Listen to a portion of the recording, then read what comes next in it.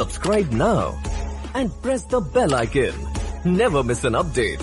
हमेशा इस्टेब्लिशमेंट ने अवाम के मैंडेट को और अवाम की अक्सरियत को, अवाम की हिमायत को, अवाम की फैसले को तस्लीम नहीं किया है और उसने मनमाने फैसले किए हैं जो पाकिस्तान के लिए हमेशा नुकसानदेह साबित हुए हैं। मुझे नहीं समझ आती कि हम अमेरिका और ये बूट पॉलिश करवाने के चक्कर में हम इस कौम के असल इश्यूज से अपने आप को क्यों उठा लेते हैं। आज क्यों आपकी पॉलिटिकल पार्टीज बार बार गेट नंबर 4 की तरफ इशारा कर रही हैं। और पाकिस्तान को ग्रेट बनाने की भी बात भुट्टो साहब ने कहा था कि 1000 साल जंग लड़ेंगे। सबसे बड़ा नारा तो उनका ये था इंडिया बम बनाएंगे, घास खा लेंगे। भी तो घास खाने वाली बात हो रही है ना। क्योंकि मैं कुछ सहाफियों को देख रही हूँ कि अपने वीलॉग्स में वो डिस्कस कर रहे हैं सियासी पॉलिटिकल सिनेरियो को, और उसमें वो ये कहते हैं कि एस्टैब्लिशमेंट जो है हमारे मुल्क की वो हमेशा उस तरफ खड़ी होती है जिस तरफ अवाम खड़ी होती है। और इस तरफ जो माहौल बना हुआ है इस वक्त मुल्क में, अवाम इस वक्त हुकूमत के हक में खड़ी दिखाई दे रही है। अवामी राबता मुहिम से वज़ीर-ए-आज़म के मकबूलियत में बेहद इजाफा हो गया है। तो ये कहा जा रहा है कि आगे वज़ीर-ए-आज़म इमरान खान अगले टेन्योर में 2/3 मेजॉरिटी के साथ फिर दिखाई दे रहे हैं। आप क्या समझते हैं? ये तो आपका अंदाजा है, मेरा अंदाजा नहीं है। मैंने किसी का भी हो, मैं नहीं मानता हूं इस बात को, मैं नहीं मानता हूं। और पहली बात यह है कि इस्टेब्लिशमेंट वहां नहीं खड़ी होती है जहां अवाम खड़े होते हैं। ये मेरा पिछले 50 साल का तजर्बा है कि अवाम एक तरफ रहे हैं और इस्टेब्लिशमेंट एक तरफ रही है। हमेशा इस्टेब्लिशमेंट ने अवाम के मैंडेट को और अवाम की अक्सरियत को, अवाम की हिमायत को, अवाम की फैसले को तस्लीम नहीं किया है और उसने मनमाने फैसले किए हैं जो पाकिस्तान के लिए हमेशा नुकसानदेह साबित हुए हैं। ये मेरा तजर्बा है और मैं इसको बहुत शिद्दत के साथ दोहराना चाहता हूं कि इस्टेब्लिशमेंट के फैसले हमेशा अवाम के साथ न रहें, अवाम से अलग थलग रहे। अब तक का यही तजर्बा है। तो हम ये नहीं कह सकते हैं कि अवाम 2/3 मेजॉरिटी देंगे। मुझे 2/3 मेजॉरिटी कहीं से नजर नहीं आ रही है और मुझे कामयाबी भी नजर नहीं आ रही है। आज के दिन नजर नहीं आ रही है, कल हो सकता है कुछ और हो जाए, कोई और तरह का फैसला हो जाए, लेकिन यहाँ पर मैंडेट हमेशा चोरी होता रहा है। मैं ये अर्ज कर रहा हूँ। आज बिलावल ने उसको इंतहा पे पहुंचा दिया है। उन्होंने कहा वो तो बूट पॉलिश करते हैं, तुम तो बूट चाट रहे हो। ये जबान की जिम्मेदारी किसी और पर नहीं डाल सकते खान साहब, ये आपने इजाद फरमाई है। इसी से मैं हमेशा अपने प्रोग्रामों में, खान साहब गवाह हैं, जावेद गवाह है, ये कहता था कि ये लफाजी ना करें इस्तेमाल, क्योंकि बात फिर लोगों के घरों तक पहुंचेगी और पहुंच रही है। जी पीजे, ये बड़े अफसोस की बात है जो बुखारी साहब ने भी बात की है। इस लेवल पे हमें जाना नहीं चाहिए और ये जहां हम जा रहे हैं इसका आप कह लो कि आखिर कब है। लेकिन ये जो जलसे हो रहे हैं इफ्तिखार साहब, ये जलसे ये ऑपोजिशन को दिखाने के लिए नहीं हो रहे। ये जलसे वो कर रहा है इमरान खान अमेरिका को दिखाने के लिए कि उनकी बहुत बड़ी सपोर्ट है और वो वहीं उनको एक मैसेज दे रहा है कि तुम जो मर्जी कर लो, क्योंकि इस वक्त अमेरिका पूरी कोशिश करेगा। आज नवाज भी होते या जरदारी होते या कोई होते, और ये जो स्टांस इस वक्त हमने लिया है उसको डिरेल करने की वो पूरी कोशिश करते हैं। ये जी हमारा थोड़ा सा रशिया की तरफ स्टांस भी जरा हमारे नाज़रीन को एजुकेट कर देना कि क्या स्टांस लिया उन्होंने। ये जी इस वक्त जो स्टांस है, आपको पता है कि इस वक्त हमने थोड़े से अंडे जरा ज्यादा रशियन बास्केट में डाल दिए हैं और वो दूसरों को पसंद नहीं है।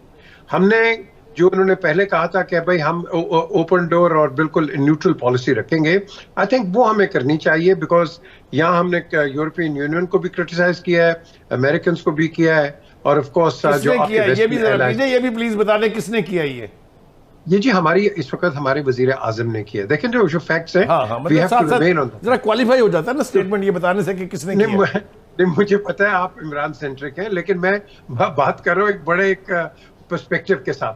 सो यहाँ एक ग्लोबल पॉलिटिक्स इसके अंदर आ रही है और यहाँ ये ग्लोबल पॉलिटिक्स वाले पीजे, ग्लोबल पॉलिटिक्स में ये ख्वाहिश का इजहार है कि इमरान को रिमूव कर दिया जाए। जी बिल्कुल, अच्छा बिल्कुल पूरा, और उसको यहाँ इसको हटा के ताकि then America can have its own way. और इसीलिए तो वो इमरान जो लफ्ज इस्तेमाल कर रहे हैं 3 स्टूजेस, ये क्यों इस्तेमाल कर रहे हैं, ये इसी कॉन्टेक्स्ट में इस्तेमाल कर रहे हैं और इसका कोई ताल्लुक नहीं है।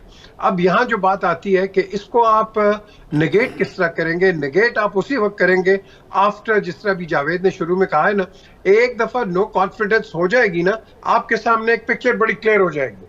अब फिर पिक्चर क्या क्लियर होगी, क्या एक पार्टी रोड पे आएगी और दूसरी पार्टी क्या कहेगी कि भाई goodbye for you and hello for us. जी जावेद, ये भी इसका पता चलेगा बाद। अच्छा, मैं तो बड़ी सिंपल सी बात ये कहूँगा कि मुझे नहीं समझ आती कि हमारे सियासतदान ये बार बार ये अमेरिका को और ये वेस्ट को हमारे अंदरूनी मामलात में क्यों इन्वॉल्व कर लेते हैं और कितने क्यों श्योर हो जाते हैं कि इधर इक़्तिदार की चेंज वेस्ट की मन मर्जी के तहत हो रही है। मैं टोटली डिसएग्री करता हूँ। हम अपने गिरेबानों में झांकने की बजाय अभी जो हम बात कर रहे थे जिस बद अखलाकी की, हम जो अभी बात कर रहे थे कि इश्यूज पे बात करने की बजाय हम एक दूसरे को गाली गलोच के साथ खिताब कर रहे हैं। अगर आप पिछले 1 महीने की तकरीरें उठा लें, जब से इस हुकूमत को पता चला है कि नो कॉन्फिडेंस मूव आ रही है, उस वक्त से टोटल पॉलिटिक्स इशू से हटके एक दूसरे को गाली गलोच तक ले गई है।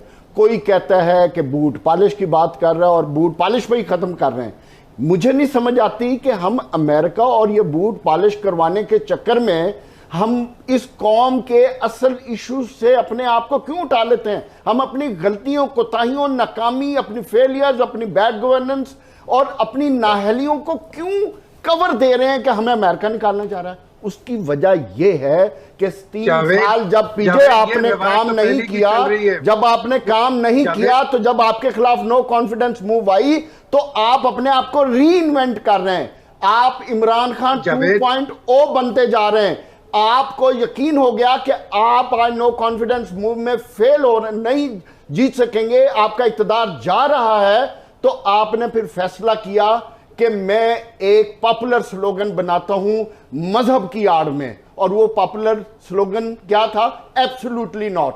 और यार, सबसे पहले आप अपने गिरबान देखो कि 3.5 साल में आपकी कारकर्दगी क्या है। आपके एक रशिया के दौरे से ये बात क्लियर नहीं हो जाती कि आपने वेस्ट को खैरबाद कह दिया और अपने तमाम अंडे रशिया की बास्केट में डाल दिए। I don't agree with this. Russia के साथ तो हमारा कोई किसी किस्म का ना अभी कोई पैक्ट है, ना हमारे कोई फाइनेंशियल डील्स हुई है, ना हमारा उनके साथ कोई ट्रेड एग्रीमेंट चल रहा है। हम एकदम कैसे कह सकते हैं? हमें यह देखना चाहिए कि ये बातें हो क्यों रही हैं। नहीं भूलना चाहिए, 97 भी नहीं भूलना चाहिए। 97 नहीं है, 2022 है पीजे, ये 2022 है। ये सोशल मीडिया का दौर है। आज की कौन छोटे से छोटे गांव में भी अवेयर है कि कौन किसके पीछे चल रहा है। आज क्यों आपकी पॉलिटिकल पार्टीज बार बार गेट नंबर 4 की तरफ इशारा कर रही हैं? चाहे वो इख्तिदार में है, वो रिक्वेस्टें कर रही हैं, तकरीरों में आ रही हैं ये बातें ना।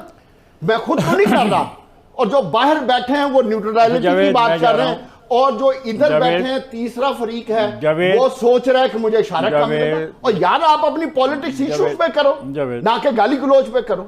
तो जो उस वक्त के नताए थे, कंसिक्वेंसेज आए थे सामने, हमने देखे थे। उस वक्त जो मिलिट्री जो है वो अपसेट थी, या वो शायद भुट्टो साहब के इस नारे से वो एग्री नहीं कर पा रही थी। अभी भी वही सिचुएशन में मिल रहे हैं। इमरान खान साहब उसी तरह के नारा लेके पढ़ रहे हैं, ओएससी को भी वो बता रहे हैं, वो आके आलम इस्लाम की बात भी कर रहे हैं, इस्लामोफोबिया की भी बात हो रही है, और पाकिस्तान को ग्रेट बनाने की भी बात। भुट्टो साहब ने कहा था कि 1000 साल जंग लड़ेंगे, सबसे बड़ा नारा तो उनका ये था, इंडिया बम बनाएंगे, घास खा लेंगे। भी तो घास खाने वाली बात हो रही है ना, कि हम बहुत बड़ी चीज़ है, हम ना अमेरिका को मानते हैं, ना यूरोप को मानते, दुनिया को नहीं मानते, घर पे बेशक दाने हैं या नहीं, हम किसी को नहीं मानते।